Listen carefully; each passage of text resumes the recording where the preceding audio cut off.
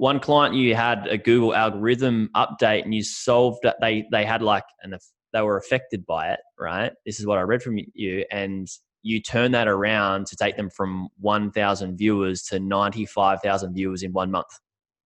That's amazing. Congrats on that. So that's like for everybody listening, that's a 9,000% increase. Yeah, that's usually what it's like when someone gets penalized and gets pulled out of the ashes. Yeah, it's usually a phoenix-like reemergence. Yeah, it's awesome. And so, Matt, you've got a lot going on. You got Affiliate Lab, you got Diggity Links, you got Authority Builders, you do the Chiang Mai SEO conference. So, and you came into this similar to what most of our audience came into this for is wanting to have a different lifestyle, right? Getting out of that job type life. And you've done so much since, and now people are flocking to you for SEO help to grow their sites. But for someone who has bought a site, like say somebody's going to come to you, Matt, and they're like, man, like I don't know anything about SEO, but I want to grow my site with some SEO. What's the first sort of steps you'd break down their business? Like how would you break down their business and tell them like some of the things they'd need to get started in? Yeah, sure. That's a really good question. I just want to back up for a second. The Diggity Links business you've been referring to, yeah, I exited that one about 1.5 years ago. It's now known as Rank Club. So, sorry, as much as I'd well. like to, yeah, all good. As much as I still like to take credit for the good work that they're doing, yeah, it's not mine anymore. But okay, so on to your question. Yeah, a guy just bought a website. He's excited about taking it to the next level, and his SEO knowledge is minimal. Here's how I'd probably break it down to someone.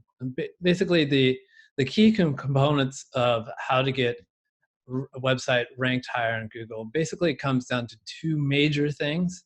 Now, I'm just saying these are the major ones. There's tons of minor ones, hundreds or maybe even thousands if you want to break it down to the minutia. But content and links are the big ones. So the content you write, how you write it, is it keyword researched? Is it optimized? Is it linked to correctly on your website? This is all the content and what we call on-site SEO. That's the actions you take on your own website, on-site SEO, right? And then another part of it is off-site SEO, which is backlinks. So what other websites on the internet are linking to your pieces of content, which is essentially works as like a vote for Google. This is a vote from one website to another that this content is so good that I'm going to tell my readers that it's good. And that's a signal to Google that this is something worth ranking higher. Which portion of these are like the more important right now in Google? I would say content.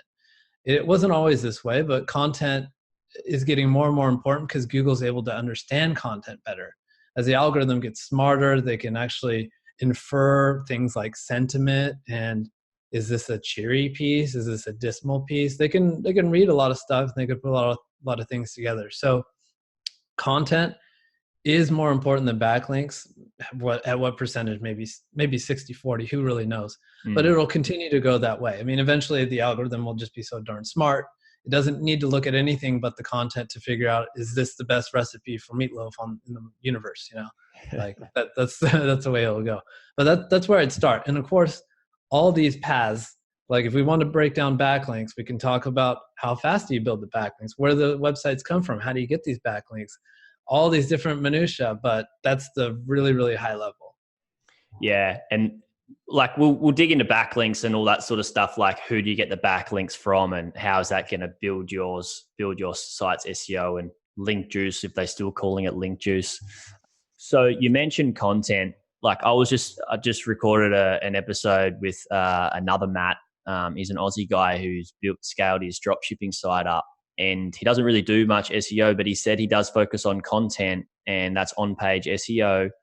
And he said he's really focused on just writing really good content for the actual user to consume it. And he's kind of letting Google decide what to do with it and how they're going to rank it.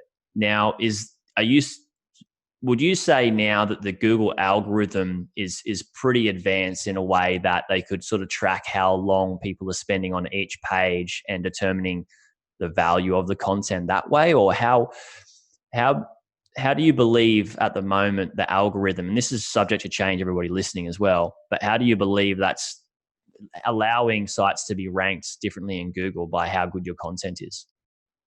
Right. Yeah. So they're definitely tracking and taking note of things like dwell time, which is like how long someone stays on a page. And that's how they figure out whether users like things or not, right? Like, to what extent do they track and keep all that data? That's up for debate. But a lot of people have the theory that, like keeping track of like visitor, like go to this page, and if they click off immediately, does that really mean they didn't like the content, or maybe they just got their answer right away?